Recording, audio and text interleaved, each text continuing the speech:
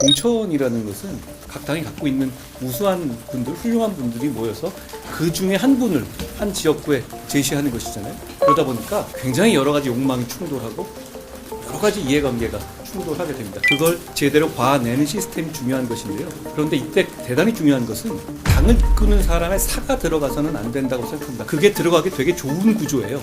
저희는 그러지 않고 있고 이재명 대표는 그러고 있습니다. 그 점이 공천의 결과에서 나타날 것이고 현명하신 국민들께서 잘 보고 판단하실 거라고 생각합니다.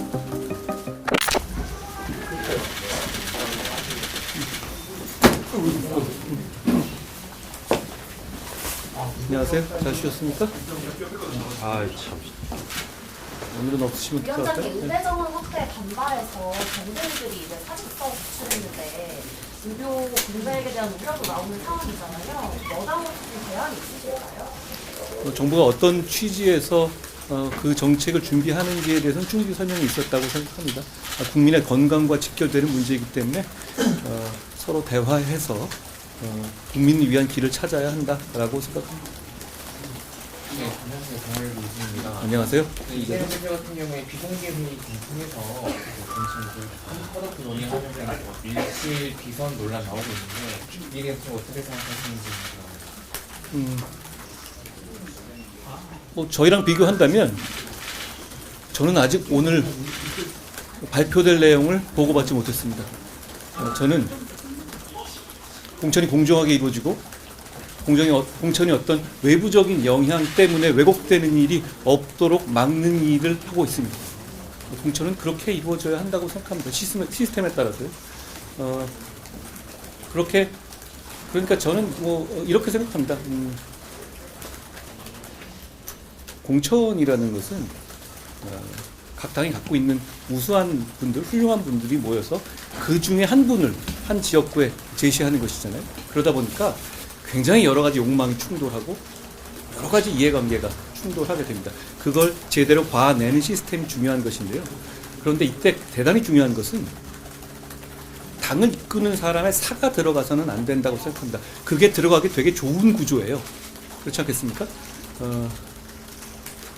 저희는 그러지 않고 있고 이재명 대표는 그러고 있습니다. 그 점이 공천의 결과에서 나타날 것이고 현명하신 국민들께서 잘 보고 판단하실 거라고 생각합니다. 안녕하세요. 국민의힘의 당 대표가 내정됐다고 알고 있는데 어떤 분이 만드시는 내정된 건 없고요. 제가 지난번에 말씀드린 것처럼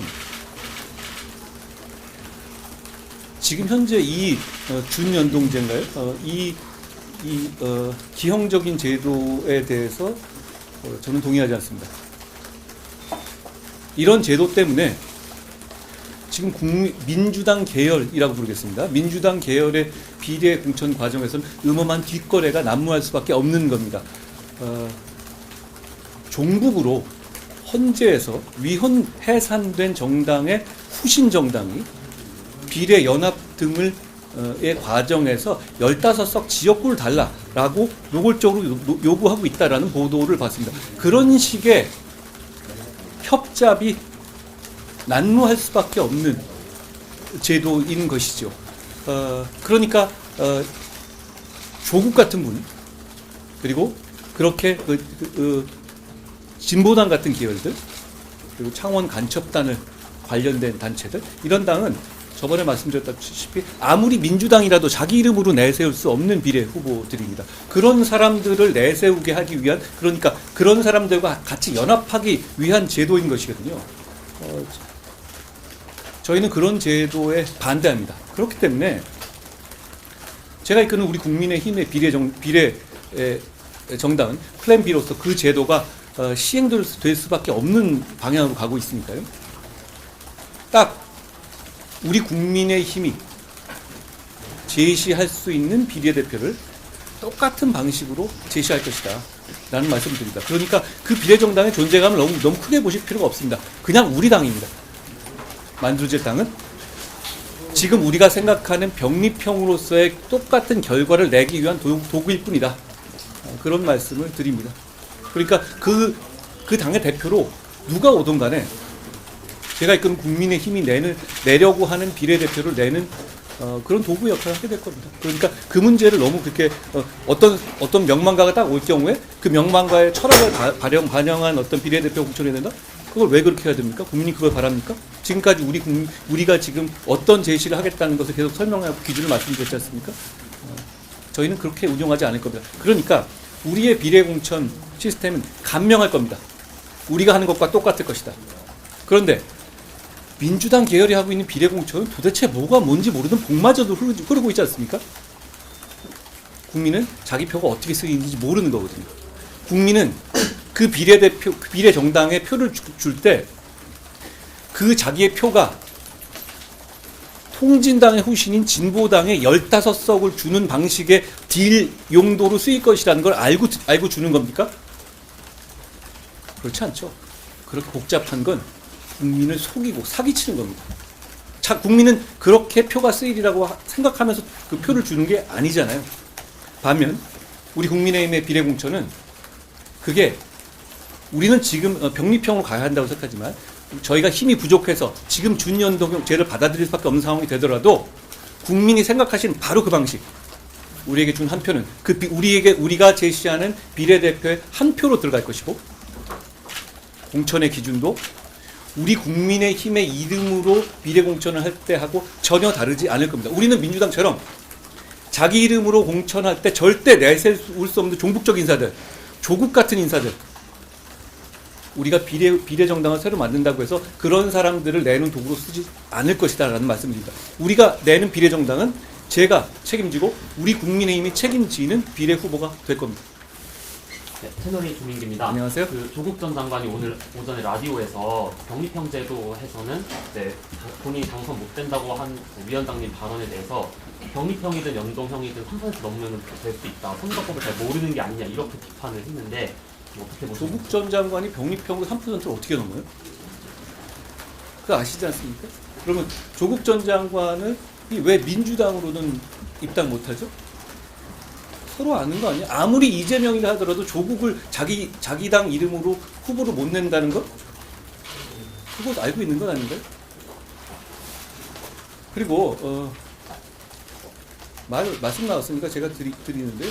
뭐 운동권 얘기하면서 운동권이고 독립운동 또 이런 황당한 말씀 하셨던데, 그분이 늘 국민의 공감받지 못하는 말씀을 그렇게 하시는 분이니까 그게 새로운 일은 아닙니다만,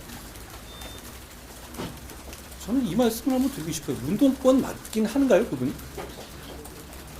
그분은 전두환 정권 당시 만들어진 대표적인 특혜인 석사장교 제도 이용했던 분 아닌가요? 저는 운동권 내에서도 과연 그분 진짜 운동권으로 생각하는지 잘 모르겠어요. 다시 한번 말씀드리면 민주화 운동은 국민 모두의, 시민 모두의 공입니다. 정말 대단한 업적이라고 생각합니다.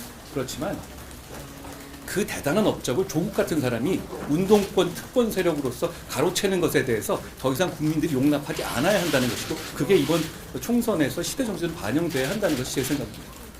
위원장님, 안녕하세요. 오늘부터 임시국회가 시작되는데 민주당은 쌍특권 표례를 29일로 하자는 주장을 하고 있는 것 같은데 그때까지 공천 이루는 내용이 것 같아요. 민주당의 그런 정책은 쌍특검 이런 것밖에 없는 것 같아요.